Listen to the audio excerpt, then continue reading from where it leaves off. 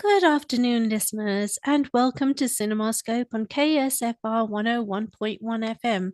I'm your host, Nazneen Akhtar Rahim, and this is the show where I introduce you to professionals in the entertainment industry. Good afternoon, viewers, and welcome to my YouTube channel, CinemaScope with Nazneen. And today we are interviewing a wonderful guest. I have with me Anna Elizabeth James, who is a director, a filmmaker extraordinaire, and she has two wonderful films that I've seen. Deadly Illusions, which was a #1 hit on Netflix for weeks when it came out, and also most recently, Held Hostage in My House, which is also available on Netflix and other platforms, but I'll let Anna explain that to you. Welcome to the show, Anna Elizabeth James. Thank you so much, Nazneen, for having me. By the way, I have to say your voice is so soothing to listen Oh, to. I'm so grateful to be here and to be on your, I guess we should say, YouTube channel, newly yes. released. Yeah. Thank you. The inaugural video. I'm so Yeah. excited to finally be sharing it because for years I've been, putting my work out there on CinemaScope on the radio, and now I thought I'd like to start. So thank you for helping me establish my YouTube channel as well.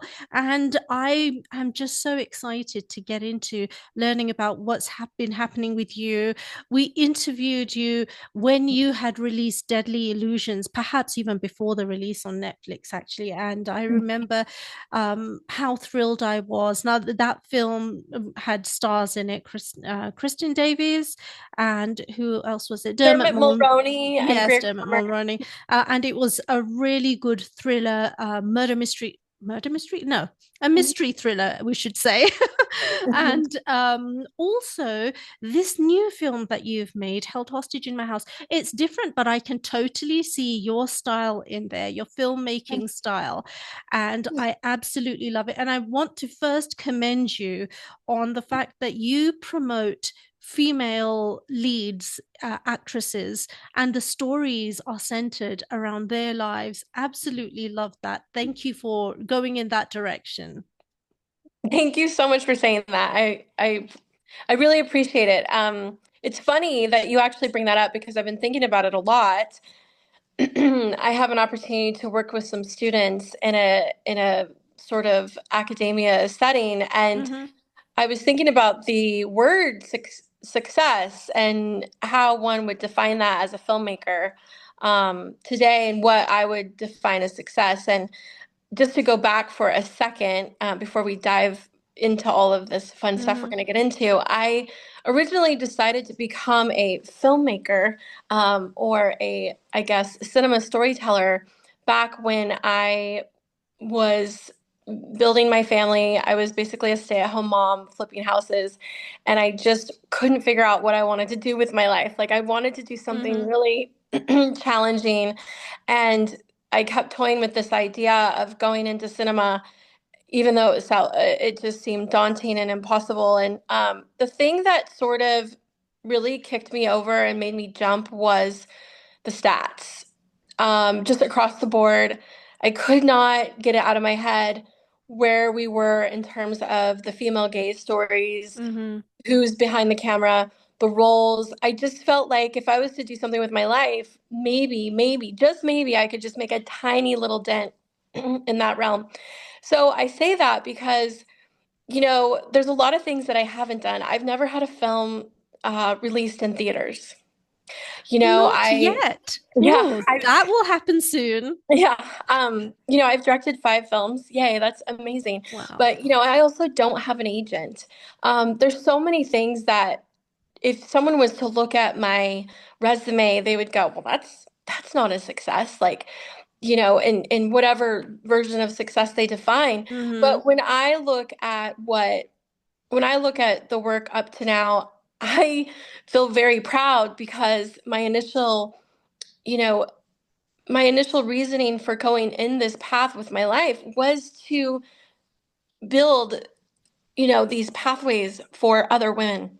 Wow. Um, you know, and really the only way to make a dent is you kind of have to go far out there and I liken it to an island. I'm on a little like raft with my pina colada while all the others are the studio filmmakers are in the big yacht drinking their pina Uh-huh. coladas, and I'm hacking away at the coconut. But you have to kind of go out there and be the loner, um, and write, direct, and produce is really the most efficient and straight line way to move these numbers. As Mm-hmm. much as we want to sit here and talk about it and repeat it over and over again through articles, through press, through this interview and that podcast, and Yeah. just talk, talk, talk, talk, talk, at the end of the day, you actually have to create the roles, and you have to go out and you have to make it happen Yes. for all of this to bubble up. So, anyway, long-winded way of saying that's my version of success. Do you know what? I never would have thought of you as an unsuccessful filmmaker. Because it probably depends where you are in your life, but I see a lot of filmmakers, and I like to promote and to uplift independent filmmakers. And your film that you just made is a true example of indie spirit, and absolutely love that. So I actually see you that you have two films on Netflix. A lot of people have their films on Amazon and you can rent it, and it seems like anyone is able to actually do that once they make a film.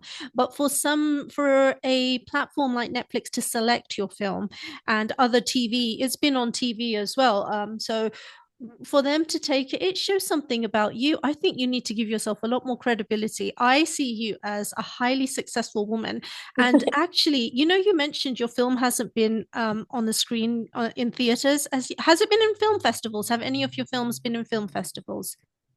They haven't, and there's a whole reason for that. It's Ah, not that I didn't want to do that, or mm-hmm. have that fabulous ride. I liken the producing side and distribution side of filmmaking to playing a big chess game, and sometimes you have to move the pieces on the board for the most Yes. effective. If my goal is to Yeah. have to create a tapestry of color, or provide a color in the tapestry that is not there, meaning female gaze stories, to the most amount of my core Viewers, right? audience. Yeah. But Yep. and to say, like, I also write to the guys, like, let's not, you guys, I really take care of you. I try, at least, but that strong female core gaze, hopefully the guys can get behind and love just as much as a Tarantino gaze. Yep.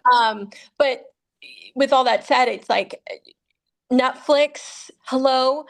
Um, the amount of subscribers on there is like, double the amount of the next one in line. Like, Yes. the amount of people that are affected and see the work is Yes. just astronomical. Yeah, Yeah. I absolutely agree with you, believe with you. And also it's true because your aim was to get that message out there, and the films out there, they're so juicy and so good Yeah, to juicy watch. is I the right really word. Yeah. enjoyed watching your Yeah. content. Absolutely. And actually I've said that before years ago when I spoke with you. I actually really liked your I guess student film or student work that you did as well. Very creative and actually very enjoyable to watch as well. So entertaining.